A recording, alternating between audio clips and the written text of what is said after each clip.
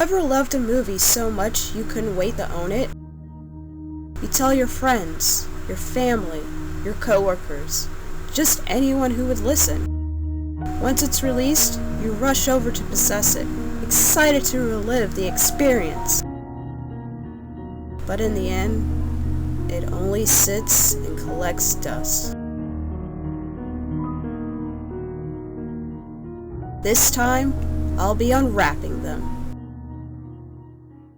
Hey, what's up everybody? It is time for another Unwrapped review. This time we are going back to Japan for Dead Waves. I believe this was a gift from a friend, but I could be wrong. That's how long I've had it. Definitely more than a couple decades. But here we are! Finally watched it. So, before I jump into this review, of course, I gotta give a special shout out to my Money Cold patrons. Thank you so much for your support. If you want to become a Money Cold patron, the link is in the description below. I give early access to what I post here on the channel, as well as the blog. And I also do extra little video content, as well as offer requests for me to review things, or to stream on Discord, or topics for me to talk about, among other perks. But if you do not want to support me financially, that is perfectly fine. All you need to do is hit that subscribe button below so you know when I post stuff here on the channel, because sometimes I can be consistent and sometimes I'm just a little all over the place. And you'll never know when I post unless you're subscribed. So,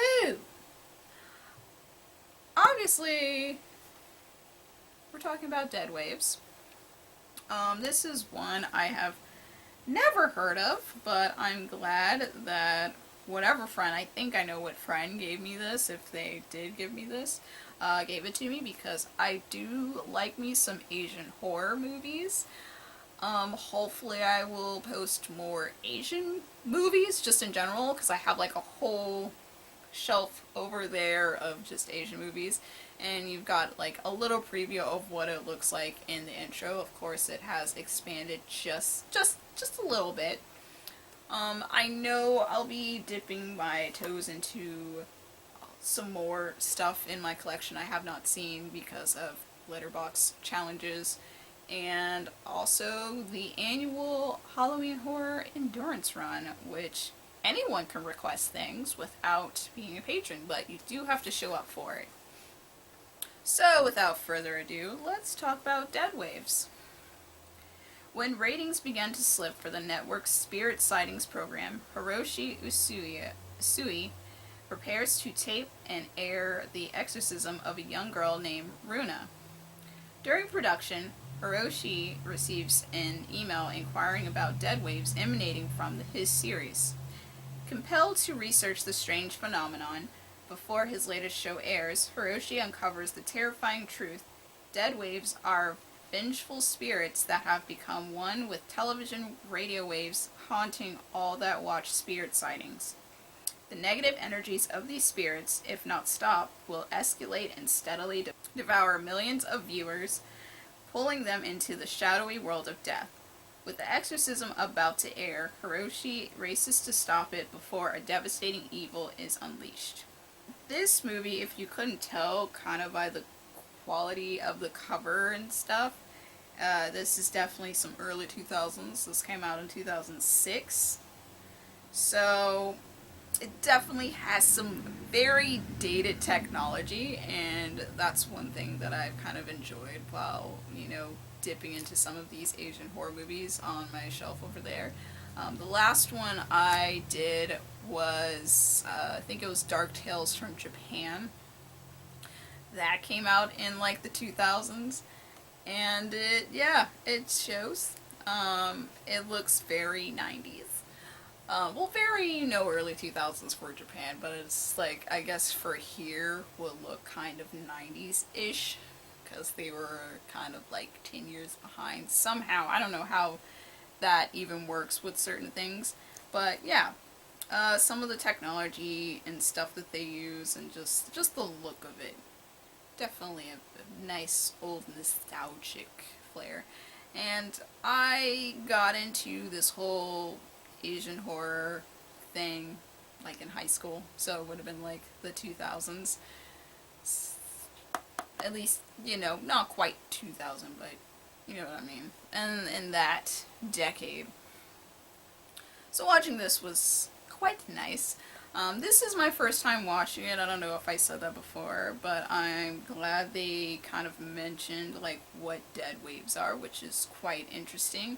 And there was a lot of like, if I'm guessing correctly, a lot of tech horror in Japan, because there was like stuff like Pulse that had to do with the internet, which I actually have not watched yet. Not the original, not the remake, but it is on my list to watch, so hopefully that'll be another entry for this series. Another one probably would be One Missed Call, which I have seen the first movie. I have not watched the sequels, nor have I seen the remake, but that's a thing that I'm looking forward to checking out. I guess another one, not quite technology, but close to it, maybe Ringu, would kind of have a slight techie feel, but it's more like, tapes, which is like, I don't know, I guess it's somewhat a new thing back then, like being able to record stuff. I don't know. But paranormal, ghosty things, they're okay. I don't know if I've mentioned, I don't mind watching paranormal, ghost, possession, those kinds of things. They're fine. They're not my favorite type of horror, but I don't mind it.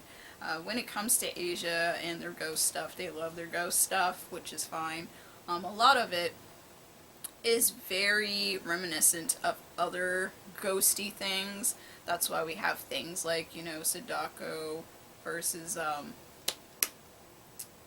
ooh, I forgot her name. I think it starts with a K. The girl from Ju-on, the Grudge movies. That's why we have like that. Is it Sayaka, maybe? I don't know. Whew. Mind going. But, but that's why we have so many of those like ghost type movies in Japan, because they're popular and that's what they like. It, ties into their historical folklore, which is fine. Here in America we have a lot of stuff that repeat or reminiscent of.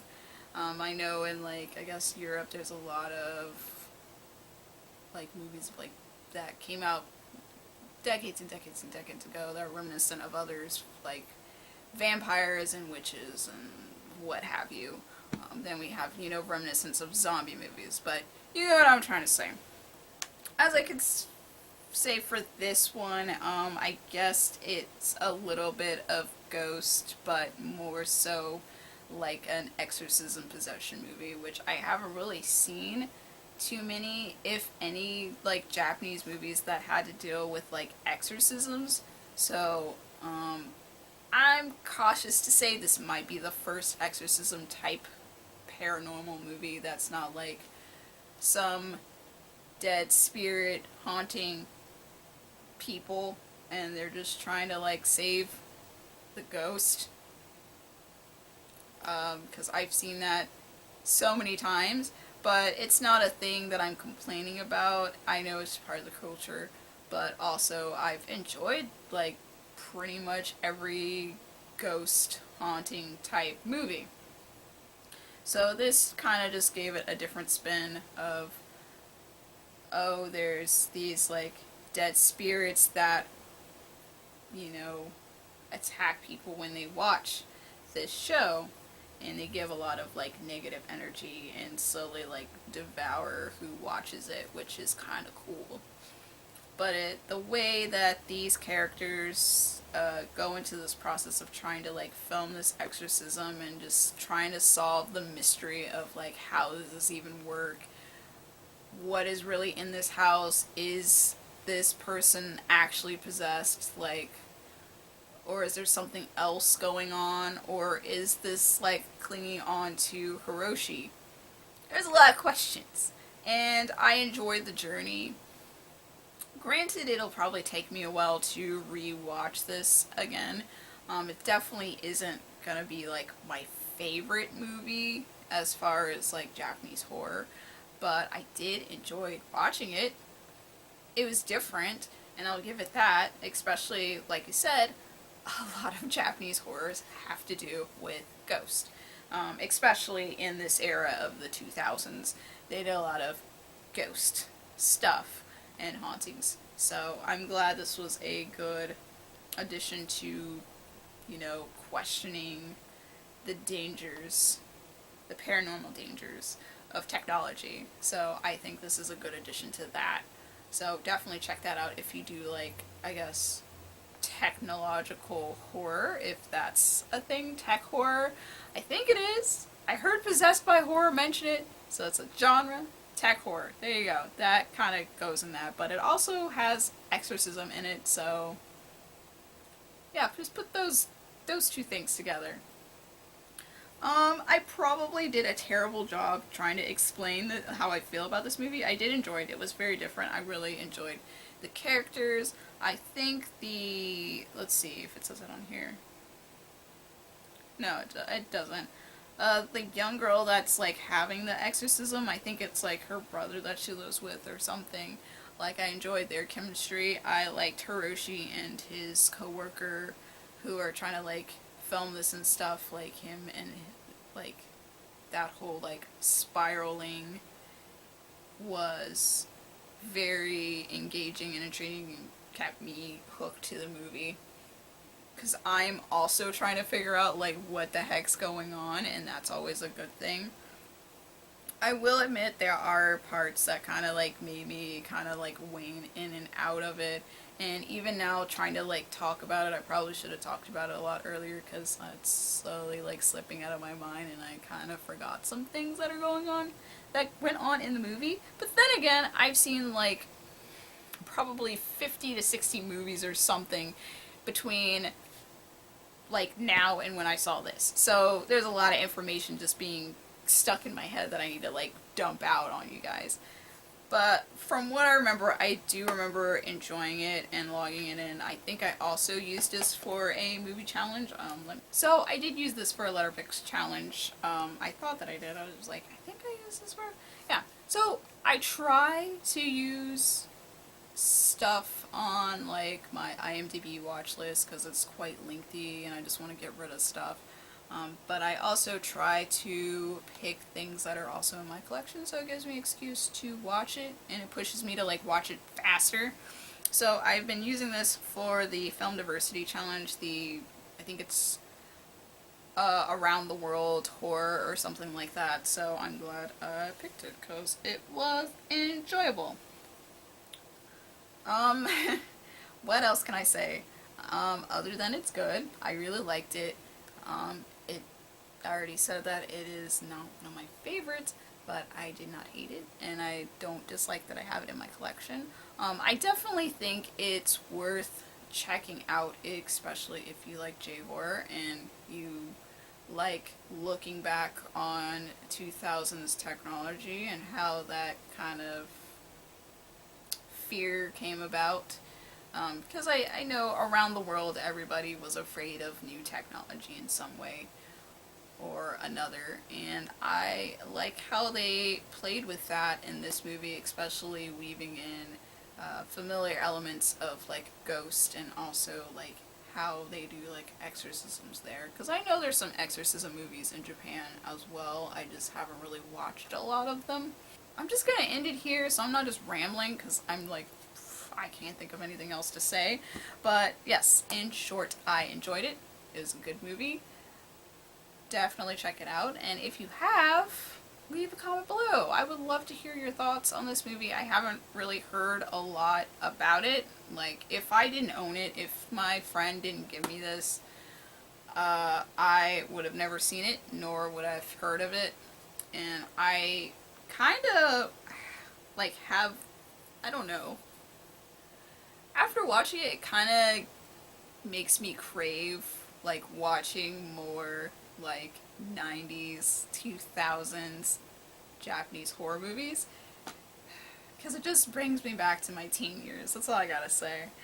Simpler times, simpler times. But anyway, Thank you for watching. If you enjoy this video, please give it a thumbs up. And once again, don't forget to subscribe because I put stuff here once or twice a week. And you'll never know unless you subscribe. So thank you for watching once again. And I'll see you guys next time.